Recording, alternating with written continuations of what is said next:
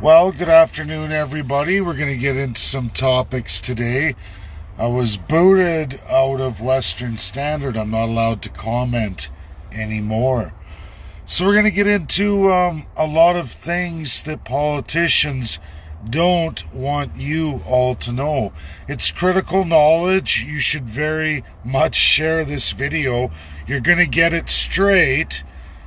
We're going to get into Canada, its regions, the provinces and territories, what they are, how they operate, specifically your rights, all of your rights that seemingly are not enshrined. And you're all learning that. You're questioning it. People are messaging me. I saw the border of Ontario to Manitoba, the crossing. Thank you for those who shared that. It's important. It's nice to see the live video. We're going to go into oaths and the civil society. You'll never find another Canadian who's done as much work on the civil society as I have. I've even taught a class on it. Many Albertans out west have taken that class. They know exactly what I'm talking about, but it hasn't reached the masses. People are out there trying to educate, but I'm going to give you all today a great in-depth on that. How that's going to help you and how you can change Canada for the better and all the provinces for the better. This is knowledge that every Canadian must know, because it's the truth. And if we don't face the truth, how do we ever rectify what's broken? If we're going to live a lie, how do we fix what's broken? The truth is you can't. And if you don't look at what the problems are, how do you come up with a solution? So beginning in this, Canada, the province and territories, which are regions. That's what the world says are regions. You get UN nation states. That's your federal government. They're in charge of international relations. This is generally accepted of every country in the world. Many of the countries in the world have sub-regions, like provinces, territories, states. There's all kinds of names for these regions. Some are even called just regions. So, what is it? What's with these regions and the countries, and what does that mean for your rights? Canadians, unlike many nations in the world, you don't have to fight for your rights. They don't. You do. Politicians will tell you, elect me, give me money in Canada, I'm a political party, and I will fight for your rights. You're from a select group who has supposed to be enshrined charter rights, and in provinces you have civil rights that the province has for you. They tell you, elect me, and those promised rights, I will fight for them. Whoever pays me the most money, I will fight for your specific rights. Forget the rest. How is that possible? How is that possible when we have a Charter of Rights enshrined federally, promised to each and every one of you, so you don't have to fight for your rights?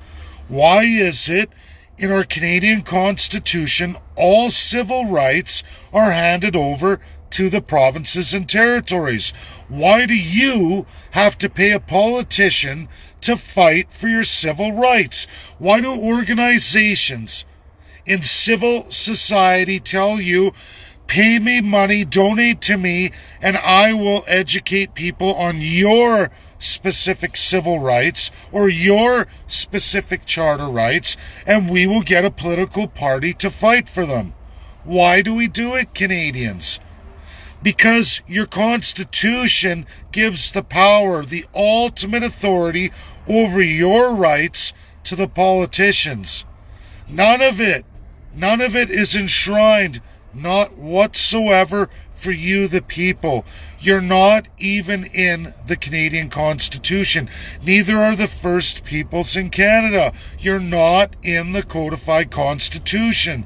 People try to argue with me. They say, Oh no, they're listed, or we're listed in the Charter. The Charter? Sure, the Charter is a set of rights and freedoms. There's even supremacy of God there. There's even First Nations and the people of Canada. However, that's not promised to you. The codified Constitution of Canada, which holds that, says no. There is no we the people. There is no you. There's no Canadians. There's not even Canada. The Constitution gives that power to Her Majesty, which is your politicians. They decide your charter. The Constitution promises all your civil rights to the provincial politicians whom you elect. They decide and deem what rights you will have. You will forever pay them, try to get a loud enough voice to give you these various rights and freedoms. They won't give them to you unless you give them money. And unfortunately, Canadians, when we get into civil societies and the rest of it that attach to the politicians, you don't have enough money to donate to the politicians so that they can provide your rights, so they can fight for those rights that are supposed to be enshrined. You have to pay them to do that for you. Because if you don't, a foreign interest, foreign companies, foreign nationals, multinationals, the list goes on, will pay your politicians to fight for their rights against you. That is Canada. That is absolutely the regions. Again, there are no constitutions whatsoever for accountability, rules of governance, how to govern, the enshrinement of your God-given rights, supremacy of God, meaning all men and women are not to be held above any other man or woman. There's a supremacy of God. That's up to each of you to define. That's what you find in your heart. That's what's supposed to be promised you, but that's not there. In its place is supremacy of the politician. Her Majesty, that is your divinity. You give your divinity to Her Majesty, which is your politician. It's been that way since 1952. You elect every 4 years, provincially, territorially, or for your country, politicians you hope will win to fight for your rights if you give them enough money. There's not enough money in the entire amount of Canadian tax or donation to fight for your rights. The world has too much influence, too much money, and there are too many multinational foreign interests that can buy your politicians, buying your civil and charter rights, and sometimes buying away your human rights. That's the truth. This is the great education that must be shared. And it's up to all of you, because there are no organizations, no out west organizations that ever want to take away Her Majesty, the absolute power of the politician. They all fight for it. That's the system. And it's what brings me in to the next portion, the oath of civil society. To begin with, Canadians, do you know what the civil society is? This is the civil law of Canada. Do you know what it is? Well, I'm going to tell you what civil society is. Civil society is all of those class of citizens that are attached to your government. Further, they've sworn an oath of allegiance. An oath of allegiance. And right now, for all of your pleasure, we're going to go in to the civil society step by step, and the oath, the sworn oath of these Canadian individuals that swear against all of you, giving their life, their promise eternal to something else. And I promise you all right now, that is not Canadian citizens. None whatsoever. I have military people who come on. They say, Oh no, don't listen to Dave. We're for Canada. Oh, we love Canada. We sing the national anthem. We're in the military. We fight for your freedoms. That's what they say they swear to. Unfortunately, that's not the oath they take. It's not where they sign their name on the dotted line. They recite, swearing often on a holy Bible. All civil society, meaning everybody who works for government at some level, swears an oath of allegiance to Her Majesty, to a foreign nation, not to Canada. Our military most definitely does not. Not one serviceman or woman in the history of Canada has ever sworn their life and their soul and their sovereignty, has ever sworn it to Canada. I'm sorry to burst your bubble, but the oath of allegiance is to Her Majesty, is to a foreign nation. Canada is not there. It is absolutely to the politician. And what do the politicians give our fine service individuals for their oath? They absolutely give them the shaft. They hire foreigners to take over in our military. They're busy recruiting foreign nationals to enlist in our military.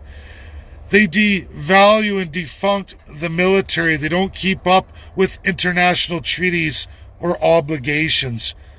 We're growing further and further away from NATO, NORAD, and absolutely the UN peacekeeping. We're almost kicked out. I know Canadians are told the UN's evil, it's bad. It's not. It's your politicians rogue in the UN who are bad. Canada is one of the leading rogue UN nations against our allies from World War II. All military service personnel who are government employees, part of the civil society, absolutely swear an oath of allegiance to Her Majesty over Canada. There is no, like America. America has an oath too, but they swear that they will defend the people of America. We the people. That's the oath of a military service person in the United States, and to the Constitution of the United States, and to the liberties of all the people, that they will fight and defend the nation of America. That's the oath of the military in the United States. That's not the oath in Canada. Not even close. Not even close. We can continue. All lawyers swear a variation of the oath. Absolutely nothing to do with you, the people. Absolute Her Majesty. Absolutely to a foreign ideology, a foreign country. This goes on and on for absolutely all your politicians, including Privy Council, all of your House MPs, all of your provincial legislature MLAs, absolutely all your premiers of the territories and provinces, and then so is it all lieutenant governors, absolutely all justices in Canada, and it goes on and on and on.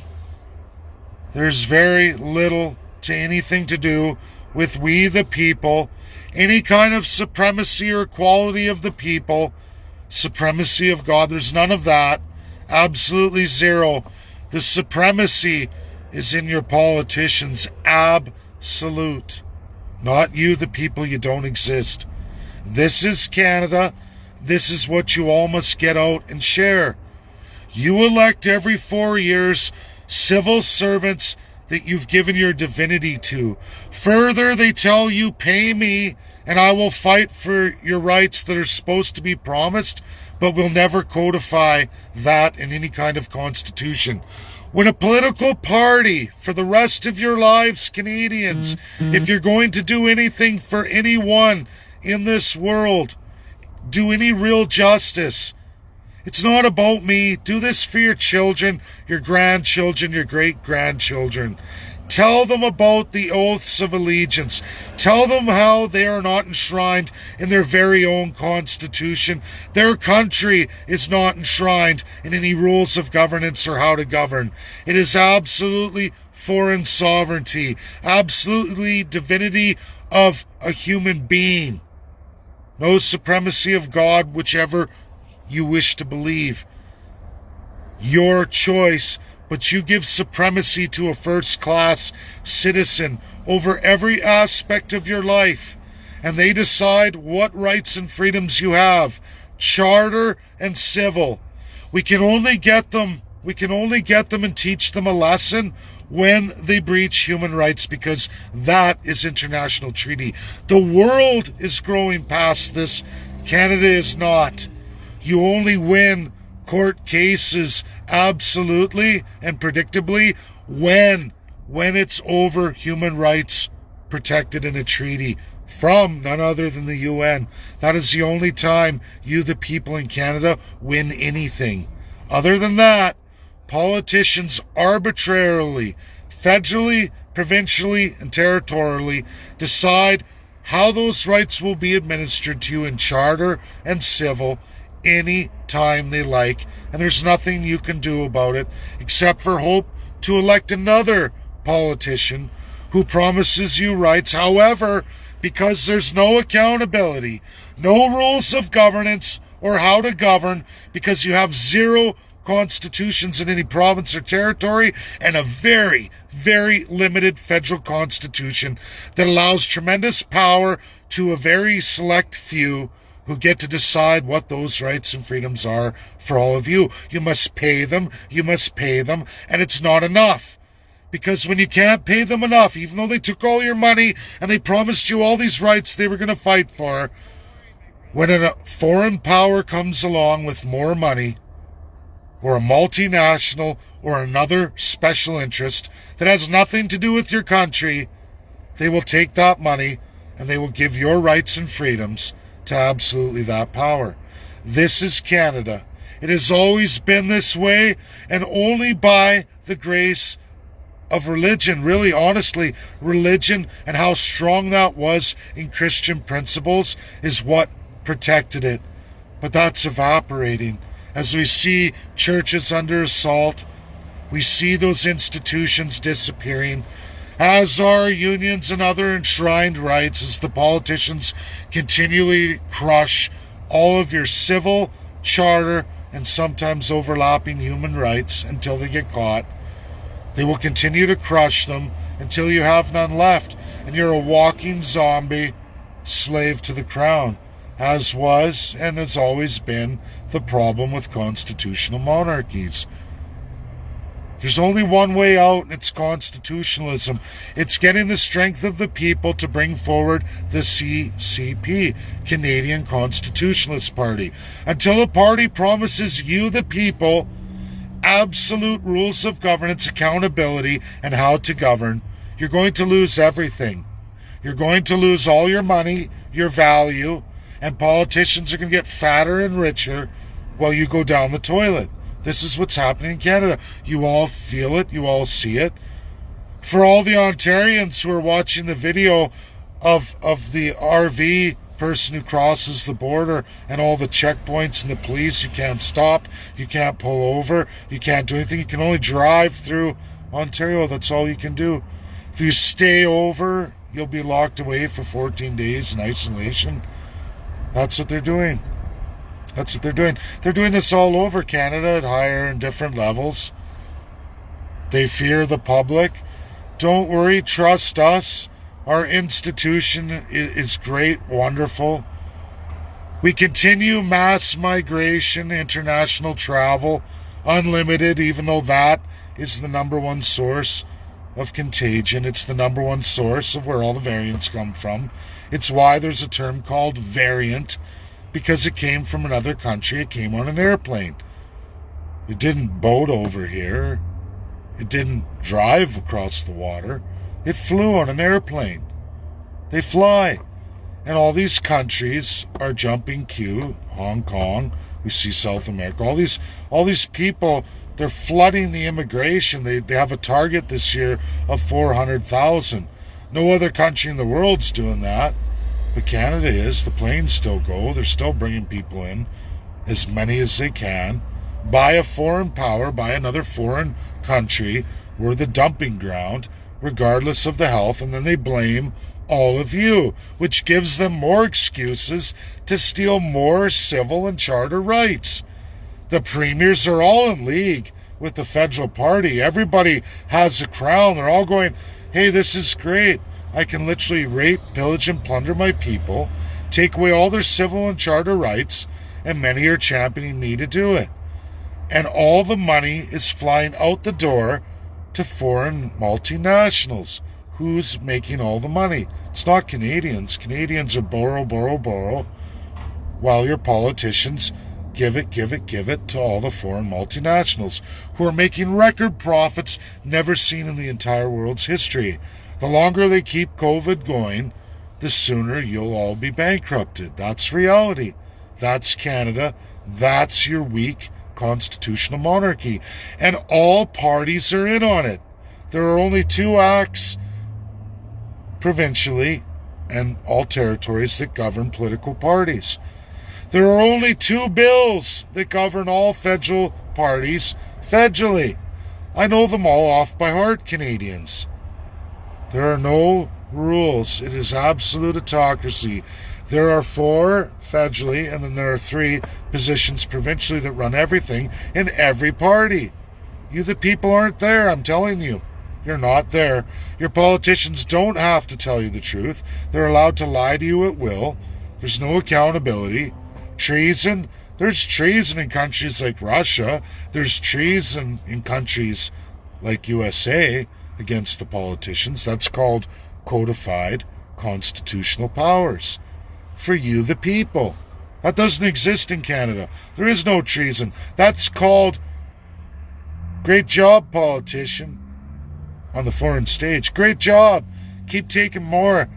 Soon we'll have wasted those people, and then we will take over. That's reality. Believe it, don't believe it, but all you have to do is read your Canadian Constitution, grab any civil society, meaning a member of government, read their oath. They're all there. You're not there. You, the people, are not there. The oath is foreign. The oath is not Canadian. Or the oath might be the Canadian Constitution, which again gives away all your sovereignty. You have none. No, we the people. There's nobody swearing any oath to you the people. Serve and protect, that's not the oath.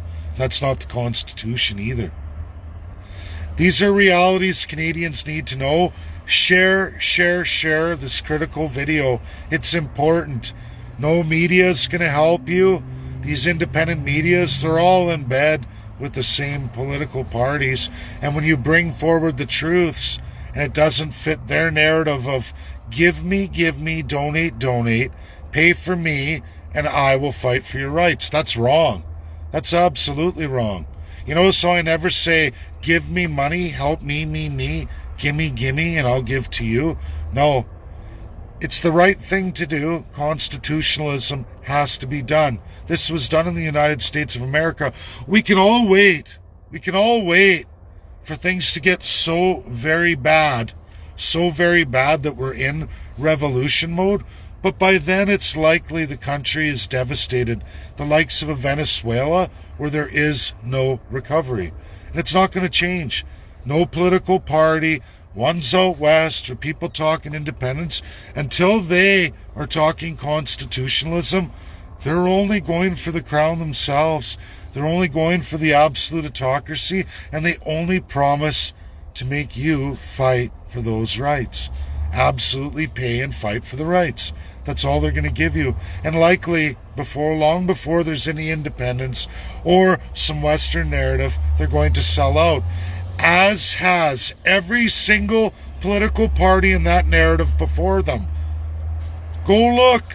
Alliance, Reform, the list goes on and on. On and on. Not one of them has ever stayed true to the word. Not one of them who's demanded so much in donations from all of you, swearing they were going to do all this. We are going to make this for you. That's not the Constitution. And when the money, the bigger bulk of money came, and the promises of even more wealth, they not only took all your money and then threw away everything they promised you, they went the other way. That's the sad reality. Over and over. History after history. You can look it up. Every province, every region, every territory. Where's PQ these days? Parti Québécois.